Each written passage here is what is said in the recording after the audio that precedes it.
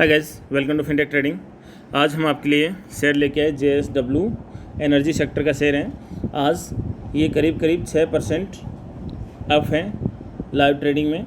अभी 3:12 का टाइम पे ये दिखा रहा है कि 6% के आसपास का अप है और 708 रुपये के भाव पे ये शेयर चल रहे हैं। देख लेते हैं शेयर काम क्या करता है।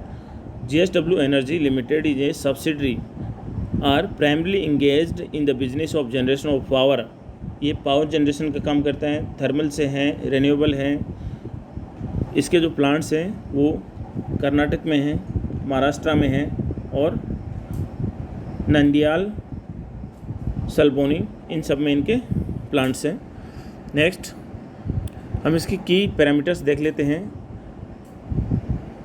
शेयर के लिए जो अच्छी बात है वो हम अच्छी बोलेंगे, जो गलत है वो गलत बोलेंगे। आपको इसमें क्या दोनों का एनालिसिस बिठा के आपको देखना है कि शेयर में आपको एंट्री बनानी अभी ठीक है या नहीं है। आप चैनल पे नए हो तो प्लीज़ चैनल को सब्सक्राइब कर लीजिए और वीडियो को यदि आपको अच्छा लगता है हमारा एनालिसिस तो आप एक लाइक और अपने दोस्तों के साथ शेयर कर सकते हो। देखो इसमें मार्केट कैप के हिसाब से ये 1 लाख करोड़ से ऊपर निकल गई है। 1.25 लाख करोड़ की कंपनी है। इसका करंट प्राइस अभी 708 चल रहा है। लो हाई के हिसाब से 52 वीक में देखें तो 340 और 752 का है। पी रेशियो इसका 63 है, जो कि थोड़ा महंगा साबित हो रहा है। और इसका जो बुक वैल्यू है 127 है। डिविडेंड यील्ड है, ज़्यादा डिविडेंड नहीं देता ये 0.29। आरओई जो है इसका वो भी थोड़ा कमी है, 8.5 के आसपास का है। आरओई 8.5 और आरओसी भी 8.5 ही है। फेस वैल्यू इसका 10 है। आगे जाके शेयर आपको स्प्लिट दे सकता है, इसकी चांसेस है। बाकी इस शेयर में हम देखना चाहें 1 ईयर का चार्ट फ्रेम लगाते हैं और इसका प्राइस लगाते हैं तो देखिए ये शेयर आपको अच्छा खासा प्राइस मोमेंटम दे रहा है। अभी 700 के आसपास चल रहा है। पी रेशियो इसका लगा के देखें तो इसका पी रेशियो भी आ रहा है 15 के आसपास। पी रेशियो 59 आ रहा है। और यहाँ पे अभी EPS जो है इस करंट सिचुएशन में EPS अर्निंग पर शेयर आ रहा है करीब 12 के आसपास का। और प्राइस टू बुक रेशियो जो है अभी 5.8 आ रहा है, जो कि बहुत ज़्यादा नहीं है, वो चलेगा। और इसमें और क्या देखना आपको, पी रेशियो, प्राइस, EPS बता दिया, पी बता दिया, बुक रेशियो हो गया। बुक रेशियो थोड़ा ज़्यादा है, पी भी ज़्यादा है। बाकी के फ्रॉस क्या है, कॉन्स क्या है। लास्ट 5 ईयर ने इस शेयर ने लास्ट 5 ईयर में CAGR compounded annual growth rate जो है 19.8% का दिया है। और कंपनी एक अच्छा डिविडेंड भी आपको दे रही है 20.1% का। और डेबिटर्स डे जो है 37 से घट के 26 हो गए हैं। इसका मतलब ये भी एक इसमें गुड न्यूज़ है। कॉन्स में हम देखें तो कॉन्स में ये अपनी जो बुक वैल्यू है उससे 5.4 टाइम्स ज़्यादा पे ट्रेड कर रहा है। और प्रमोटर्स ने इसमें होल्डिंग डिक्रीज की है, ये एक थोड़ा कंसर्न है। तो इसको आप देख लीजिए प्रमोटर्स क्यों निकल रहे हैं इसमें से। बाकी company has low return on equity, ये मैंने पहले बता दिया। Low return on equity, ROE and ROC दोनों ही इसका कम है, 8.5 के आसपास है। पास्ट 3 ईयर का दे रहा है।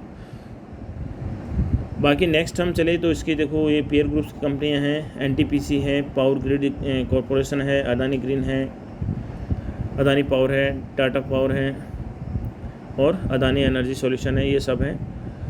क्वार्टरली रिजल्ट के हिसाब से हम देखें तो देखो सबसे पहले हमें इसमें क्या क्या देखने की चीज़ें हैं। मेन जो चीज़ें हैं हमारी काम की वही मैं बता देता हूँ आपको। एक तो है ऑपरेटिंग प्रॉफिट देखो इसका अभी 1118 करोड़ है, जबकि पिछला 1169 करोड़ था। तो operating profit quarter and quarter बड़ा है। लेकिन ईयर ऑन ईयर हम देखें,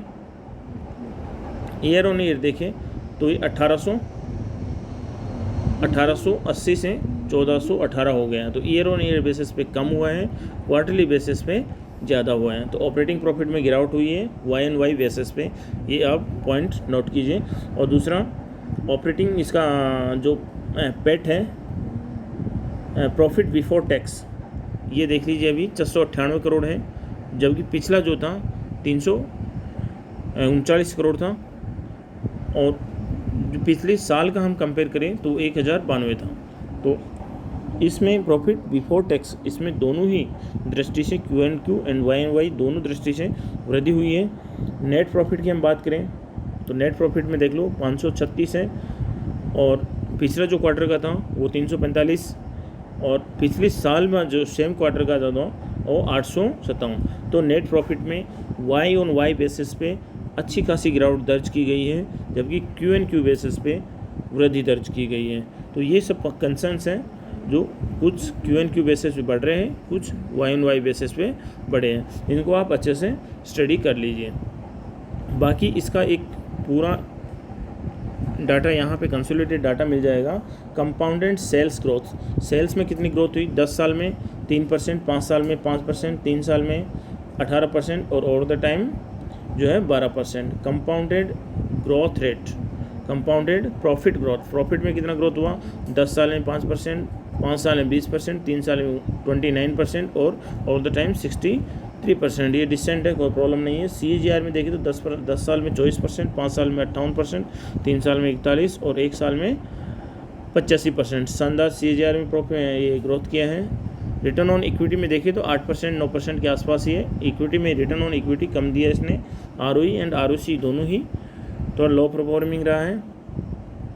बाकी आप अपनी एनालिसिस कर लीजिए। इसमें एक चीज़ मैं आपको और बता देता हूँ, इसका ये देख लीजिए आप, प्रोमोटर होल्डिंग देख लीजिए।